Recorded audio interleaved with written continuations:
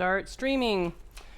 Hi everybody. I wrote my letter from the repair community to the FTC and I posted it yesterday, and it was asking about repair restrictions and how they really do impact real life, real people. It was looking for data. And as I was writing that, I was realizing that despite the new IRP program from Apple, there's still a lot of misinformation and consumers are still not getting access to the parts and tools and repairs that they need.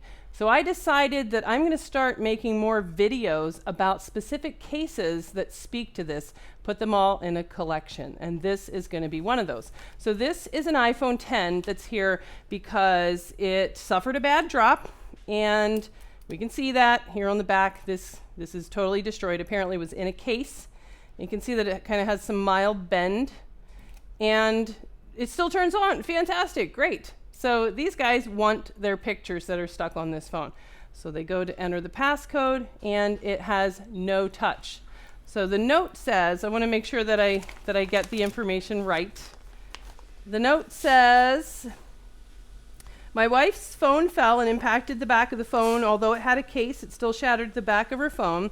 And ever since then, the screen does not register touch. So just right there, that is a super common problem for iPhone 10 because of the design of the sandwich board.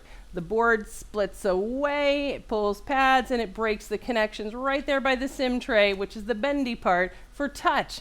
Very common. I'd be stunned if there was anything wrong with this phone other than broken connections right at that interposer board.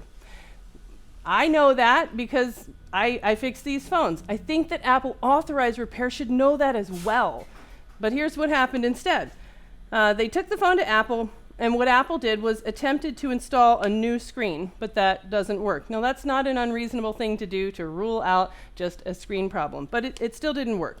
The phone can receive a charge, and Siri used to work until the Apple Store performed a forced restart without asking first, which has resulted in not being able to use Siri anymore. So so Apple they went to the Apple Store and they ended up in a worse case than they were before, because they used to be able to use Siri, and now they can't because the device is in a state where it's going to require the passcode. Because you need to enter the passcode, and we can't because the screen will not read a fingerprint. So in short, we have the passwords. We can't access the phone to get back the information we would like on the phone. The phone has not been backed up, and cloud storage is not on. I am sorry, and yes, we are dummies, but it seems as though there should be some way to access the info since we have passwords. We just can't enter them. So this is a repair restriction where these guys have already been to the authorized repair center, and they were not able to help them get their data that they rightfully own. That's a restriction. I don't have any access to parts because I'm not an authorized repair center. So I have to use things that fell off a truck in China that I try my best to find good ones, but they're not authorized OEM parts, and information. So I have to figure all this stuff out myself to be able to help these people. That's the kind of thing that I think that the world should know about, hence the video. Let's try to help them. So step one, this is live. This is a live stream, so I'm doing this right now. I've never opened this phone, so I could totally look like an idiot coming up here if I'm like, I have no idea. Well, they were right. It's impossible. That's maybe will happen. We'll see. But we'll kind of take the gamble. Plus, I haven't done a stream for a while, and this one seemed like a good one to start. I bet you get it fixed, says Tim. iPad rehab is awesome. Thanks, Tim. Good morning, great channel. That was Apple saying, hold my fruit juice. We are going to make a sale. Yeah, I think I put the title of this one. No touch, hold my beer. All right, we'll see. We have been teaching all day. It's a fantastic course week because there's only 3 students here at Practical Board Repair School. That is unheard of, and it's really, really, really fun. I'm absolutely loving these kind of small class size this week. We got lucky. It used to be the law enforcement class. That one kind of turned political. So we rolled it back to a regular course. And later this week, I'm going to be listing courses for next year. So we're full for October. I think we still have space in November, but I'm going to list December and up. Well, Apple, I have to say, you've done a great job here sealing this. It feels like a legit OEM seal, that's for sure. And that's what it looks like inside. This is a classic looking iPhone 10. So let's take the logic board out and we're going to split it in half and we're going to see if there really are any of those torn connections. So the problem happens right along this line here where there's just bendy flexion damage, and that kind of matches this slight bend in the frame. So let's get busy. Let's see. If you have to sign an NDA, they are hiding something. I totally disagree. I signed an NDA this week for guess who? I signed an NDA for Seek Thermal Camera. We are becoming authorized dealers for Seek Thermal Camera. Love the Seek Thermal Camera. I'm going to do a video. I've got all the stuff. Larry Johnson was kind enough to send us the Kian Lee thermal imager so we can put head-to-head, finally, for once and for all, the FLIR. The FLIR 1 or Pro or whatever it is. Oh, these ones are, what's up with these screws? Let me take a look. And we're going to do head-to-head a couple of the Seeks. Wow, that is quite the stripped screw there, Apple Store. I don't know about that. Where's my camera? Let's get rid of hand cam for Microscopy. Like, I'm having a hard time getting this off. Thanks, Apple, for stripping the hell out of my screw. That is, look at that. These are chewed up. Apple, you didn't even put one back in there? What the heck? All right. So, that's what authorized repair looks like. Okay. Let's turn that back on. All right, here we go. Let's get the rest of them off and maybe peel that one off. Oh, man. I can't believe that. Apple Store didn't put back in a screw. I didn't think they were allowed to do that. Yeah, Apple Store didn't put back in a screw, and these screws are pretty stripped. I'm going to have to, like, get my glasses out. That's how bad it is. Whoa. Yeah. It's happening. What? All right, let's see. Long time C. What's new?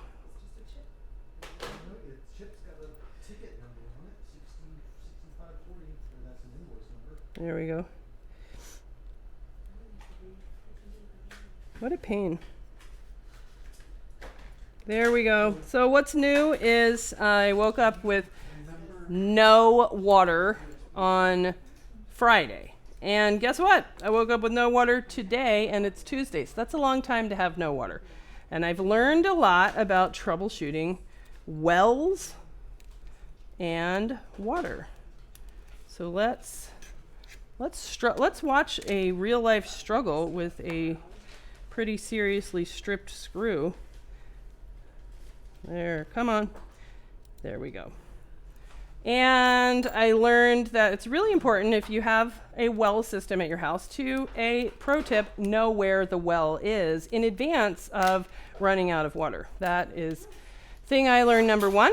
So I spent 2 hours in the woods trying to find the well. And I found the well, called up the well guy. Is this the well? Read him all the information on the well. He's like, yeah, we put that well in 1989. All right, great. And called up the other well guy to come and replace the pump, which is what what they said was wrong with it. And it was the wrong well. So pro tip number 2, make sure when you find a well that it's actually your well. And in the end, we were really in trouble because it was like, I don't know where the well is. I've already looked for 2 hours. One of the kids came home from school, and we're all, like a bunch of adults, including professionals, are out on the hunt for a well. And Sam gets off the bus, and he's like, oh, you mean this well? He walks like 10 feet from the front door is this giant honeysuckle bush that apparently was planted on top of the well. And grew up around it. So he had discovered, I don't know why, that deep within this honeysuckle bush was the well. Had it not been for Sam, I don't know what we would have done. Didn't matter though, because then we had to wait for the guys to come back. So a whole weekend without water and 6 people plus Mark is a lot of fun, let me tell you. And then we ended up getting the pump replaced. Now that is not a cheap repair. New pump in, and guess what? They turn it back on, and water starts leaking out all over the yard. Problem was not the $2,000 pump. So those guys were like, "Ooh, you need an excavator. We don't excavate, so we'll just take this check, and we'll see you later. Bye." So we were left again with no water. Then fast forward to today. Guy comes out with the excavator, digs up a big hole, and he finds a prior repair attempt. My favorite thing. I'm going to stick this iPhone 10 board on our preheater to do our separation. I'm going to turn this on to 200 degrees. If you don't have an iPhone 10 preheater, you should get one from store.ipadrehab.com. So iPad Rehab Supply. So there's water leaking all over the yard, and the guy finds a prior repair attempt down deep in like a basement-sized hole that he dug in the front yard, and he found a split underground pipe that was leaking. So he patches that up, splices it back together, turns on the pump. Yay, the water's back on, but not so fast. It started to lose pressure, and there was a second leak. So that's what I've been up to. I heard today while teaching at the course that they fixed the second leak, and in theory, there's water back at home, but I don't know that for sure. But I definitely learned a lot about troubleshooting pressure switches and wells. This has to heat up. We're going to get it up. It's 153 degrees now. Once it gets to 199, then we will flip this off. My favorite way to separate the iPhone 10 is with the old finger method. Let's see if I can pop out chat so that I can see it right here in front of me. Here we go. Hello, Jessa. Do you have any measure with a French-Canadian accent? How did he say measure? Measure? Do you remember? Measure, I think it was. Change the entire line, says Dan the plumber. Yes, it was very funny. We have 3 students. David was telling me about his, he's starting to do mobile device repair as a side gig. I'm like, what's your main gig? He's like, plumber. What? Plumber? Me and Mark are like looking to get into plumbing because that seems like a really good gig. Yeah, we should have, what the heck, Dan the plumber? My first thing was I wasn't sure whether you call a plumber or if you call like the well guys. Like, that was the first thing I had to figure out. Turns out for us, I don't know, we needed the excavator guy. Who knew? All right, let's see. This is now at 199. So we could fillet this off with the, Canley multi-blade. But I like to try to do it the old finger method. Let's see. Just to kind of see if it's ready. Well, this one doesn't really seem quite ready yet. Let me make sure that we got a cut here on the paper part. So let's do that. Oh, I've forgotten all my camera settings. All right, there we go. Sever that. Okay, and whoa, look at that. There's pry damage on that as well. Crazy. All right, let's try to separate it now. Will it come off? Will it come off? No, it's kind of wobbly. I don't think it can make good contact. All right, I'm going to add a little bit of top heat because I would like it to come off, and I want to just be sure that it's really ready because our fear is that we're going to end up with pads that are pulled for touch down this line. So that's what we're trying to avoid. All right, so let's just add a little bit of top heat here, which usually is unnecessary. But in this case, we just want to be sure.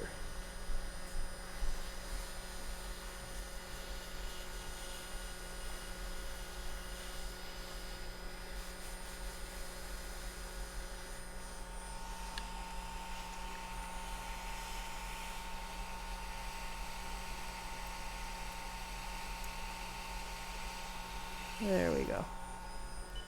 All right, flip. and turn off the heat. Let's see, what do we have? Aha, and there we go. Right along the row of the sim tray, we have pads stuck on the bottom board, and we're going to have companion missing pads. So let's look around and see what we're missing here. So we have all of these are intact all the way around. And then right here in this row, some of these guys, we've seen this before, some of these guys are important for touch. And then we've got a couple, these guys don't really matter, those are ground, so none of those are important. So what's the problem with this board? 1, 2, 3, 4, 5, 6, 7, 7 connections. Some of them are important for touch. They were severed as these boards were sandwiched together. How did they get to be like that? Because of this drop and bend like a guitar string. Boing. And that's the classic presentation of this classic problem. So what are we going to do about it? The good news is that for this bottom board, in the bottom board, maybe not, but it may be okay at the connection between the bottom of this interposer part and not. So let's go ahead and take off those old pads with an iron. All right. Dan the plumber got poison ivy last week.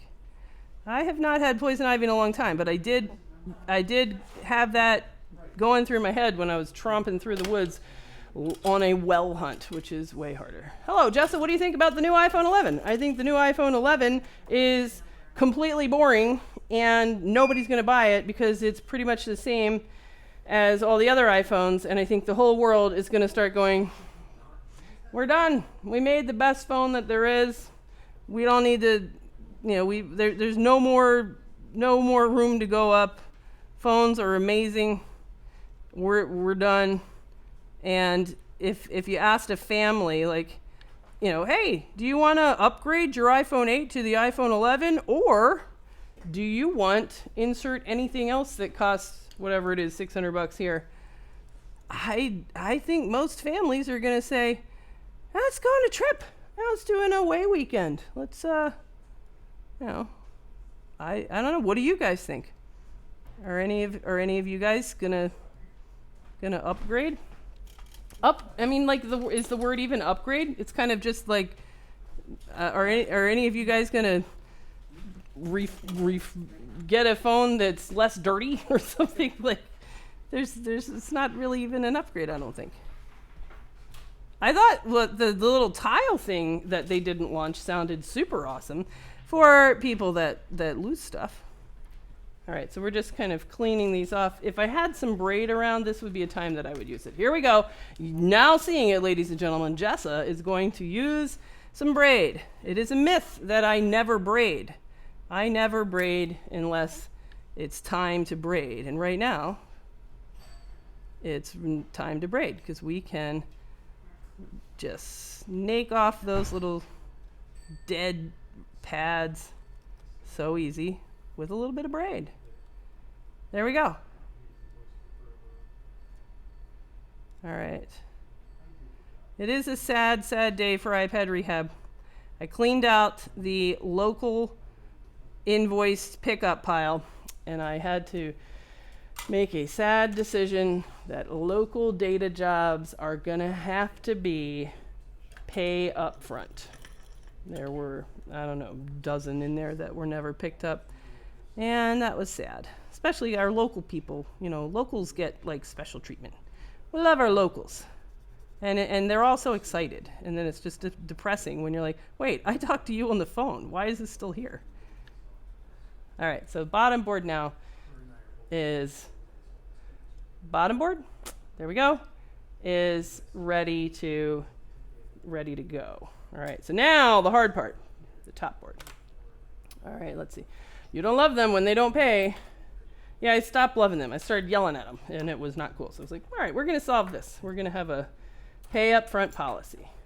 How many of you guys, tell me, chat, how many of you guys will accept, have started having to accept payment up front? I'm going to get rid of the paste on here a little bit. Okay. All right, let's take a hard look at this board and see exactly how bad it is. All right, side grade. They won't upgrade, they will side grade. Nothing more to see here. Yeah, it's a little pivot. It's not really an upgrade. Are you going to pivot to the iPhone 11? All right, so let's take a look. Touch. We have a couple of these guys are touch. Now on the outer layer on the iPhone 10, this outer layer is ground. So we really don't care about ground. And you can see how like, oh, that one's just sort of hanging on by a thread. Look, dirt. All right, so we're missing 1, 2, 3, 4, 5, 6, 7, a bunch of grounds, and then over here, 8, 9, 10, 11, 12, and all the way around. Now for you guys that really sit and watch these videos religiously, I'm going to give you a free tip. Are you ready? If you've ever had an iPhone 10, this happened to me the other day. If you've ever had an iPhone 10 with this condition, where it's missing a bunch of pads, and you do the old ball smash method and you start putting them back on, and then you find that the phone will boot up and it does accept touch, but it will freeze and hang on the last digit of the passcode, then I figured out what that was. That was these guys over here. There were... it was right here. It was the NFC group. So if NFC is loose in any way, that will create that sort of freeze and hang on the last digit of the passcode. So fix that and it will be ready to go. All right, so you guys have seen my ball smash video. This is a ball smash repair, which is one of my one of the Zen-like ones that I actually like to do. So we're gonna go ahead and zoom in, and step one, we're just going to tin the via on every one of these torn pads. I could spend time looking up and deciding which ones are important for touch, which ones do I not care about, but the easy method is to just drop a ball on all of them, smash those balls. All right, oh my God, that's so bad. Many pads are missing. That is true, but it's probably gonna be fine. All right, let's see if you guys can see what I see. Do you see what I see? All right, let's tin. Just need to get a little bit of solder on the copper. We don't want to go nuts. We can always come back if one of them's not working, but if we overdo it, then we're gonna end up bridging things together, and that's not cool. All right, let's spin around the road here and let's sketch these guys. These guys, what are these? Speaker amp? I don't remember. I haven't looked them up in a long time. Who knows what these ones are? Who can tell me which ones of these they have confirmed are not important, at least for data recovery? Anybody? All right. Now I saw a video from, I've seen some videos out there with people kind of sharing their techniques, which is fantastic.